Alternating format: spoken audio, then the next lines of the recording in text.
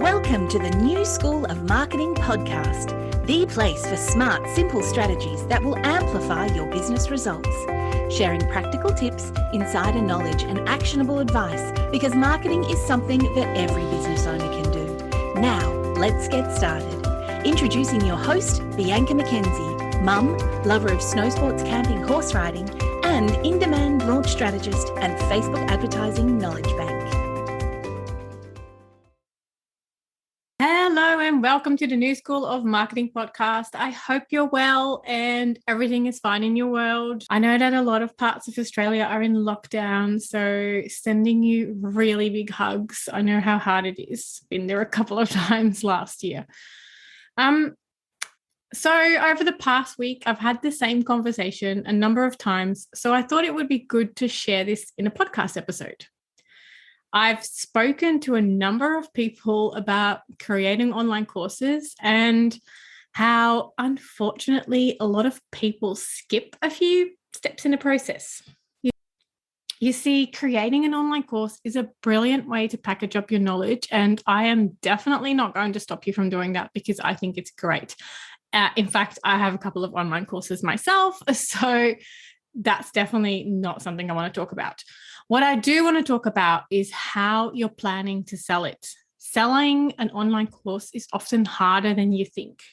And I don't want to rain on your parade, but even though you built it, doesn't mean they'll come. You see, people need to know about your course before they actually can buy it.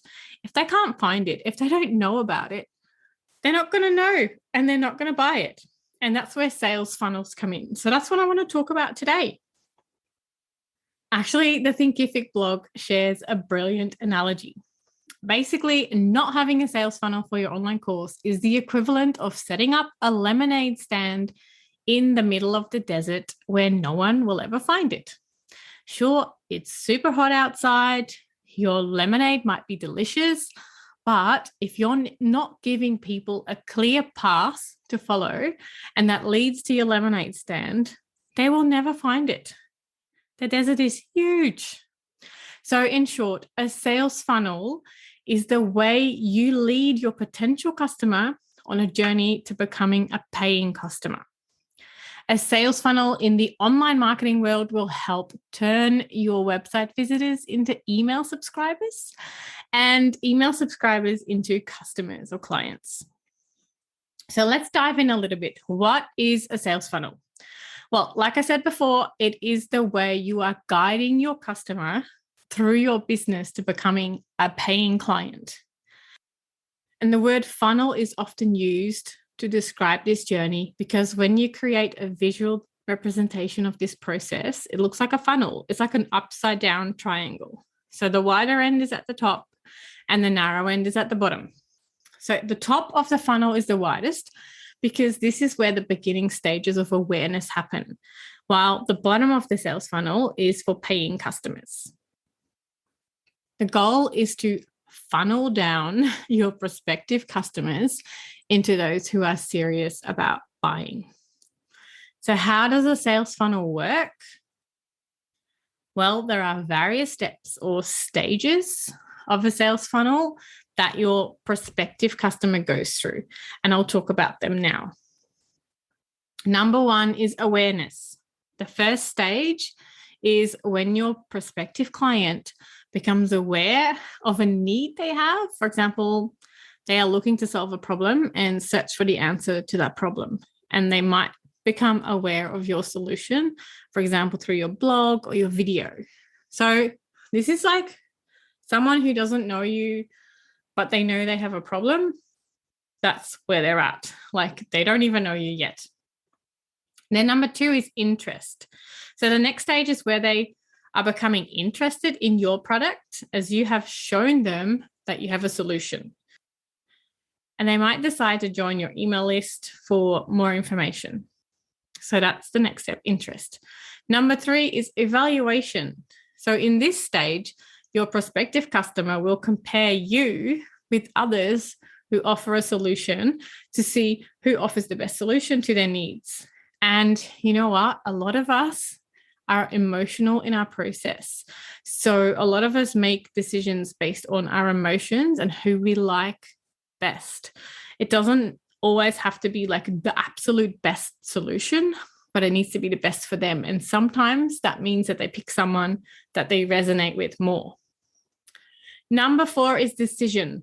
So the decision stage is where your prospective customer is ready to make a purchase. They've evaluated the options and now they have made a decision on what's right for them.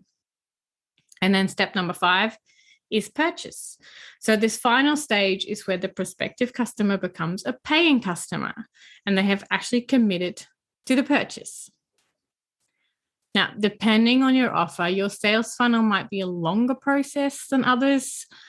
Products and services that have a higher price point may need like a longer sales funnel and more frequent contact points than something that is lower priced. So do you need a sales funnel? Yes, you do. Everyone needs a sales funnel, honestly. Whether it is an online sales funnel or an offline sales funnel, for example, McDonald's are pretty good at doing the offline thing with, would you like fries with that? It's kind of like a sales funnel. You get an upsell. It's part of a sales funnel. A sales funnel is essentially a step-by-step process of guiding your prospective client through a decision-making process to becoming a paid client. And it's important to create a strategy for your sales funnel so that you're making the most of every marketing activity in your business.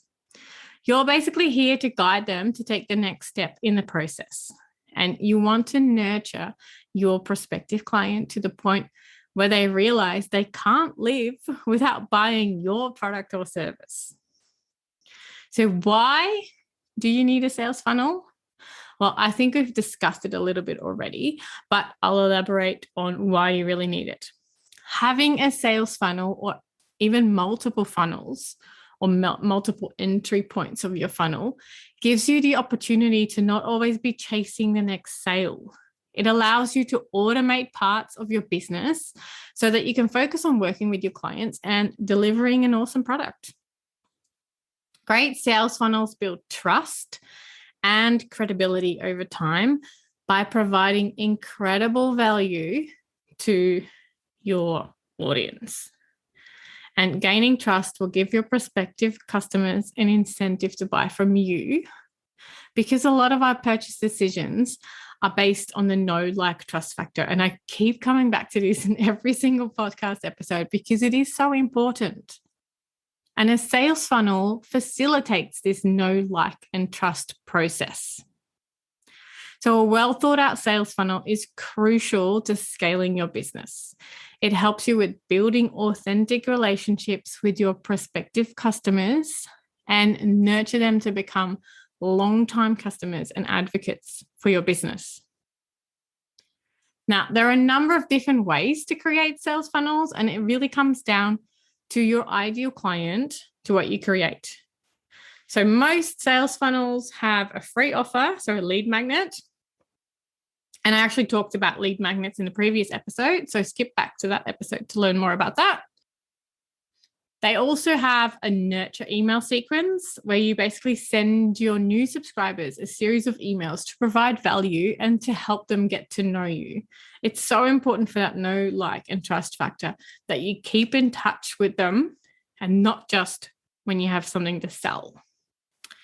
You also need a sales page that talks about your paid offer and what it will mean for your buyers. How is it going to change their life? Not just, this is in the course, but what is it going to do for them? And I really urge you to learn more about sales page writing or even outsource it to a copywriter, because this is basically the salesperson of your business. The sales page and your nurture and sales emails need to do the selling of your online course. So a funnel has 3 parts. It has a top of funnel, a middle of funnel, and a bottom of funnel. The top is where you focus on marketing activities and tactics that drive traffic to your funnel. So a marketing tactic and a funnel are different. So don't confuse the two. A marketing tactic could be, for example, running Facebook ads or writing a blog post or being a guest speaker on a podcast. It's all of the activities that you do to drive traffic to your website and your offers and your funnel. The middle of funnel is where you focus on nurturing your warm audience. So you've, had traffic. Now they're in your vortex, so to say. Now you need to nurture them. That's in the middle of funnel. It's where you build a relationship with your audience.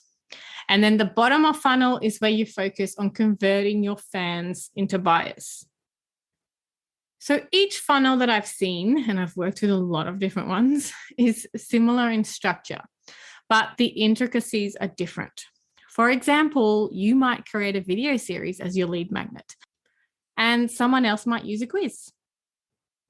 Your email nurture sequence might have 6 emails, and someone else might have 12 emails.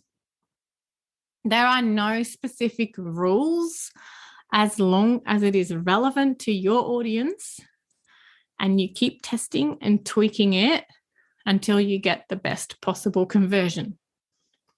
It needs to work for you. If it is working, if it is selling, if it is converting, don't fiddle with it too much and don't worry about what anyone else is doing. So the main point of this episode is to let you know that you need to create a sales funnel to sell your online course or your digital product. Without a funnel, it is extremely hard to sell your course. So if you have already built your course, but you don't have a funnel and your course is just sitting there gathering dust because nobody's buying it, because nobody knows about it, then you need to sit down, map out how are you going to lead someone from not knowing you to buying from you. You need to build an audience and create a funnel to take them on that journey. And it is not as easy as putting up a social media post and crossing your fingers that they'll buy. They need to get to know you first. So, which steps are you going to take that will help your prospective buyer, someone who doesn't know you at all? How are they going to find you? And then how are they going to get to know you, like you, and trust you to the point of purchasing from you? So that's your homework for this week. Thank you so much for joining me on this episode of the New School of Marketing podcast. I hope it was helpful and I can't wait to share more marketing tips with you next week. If you're ready to take your business to the next level with Facebook and Instagram advertising, make sure you visit newschoolofmarketing.com to download practical free resources, plus subscribe to the podcast and never miss an episode. I can't wait to go on this journey with you. Until next time, take care and market your business every day.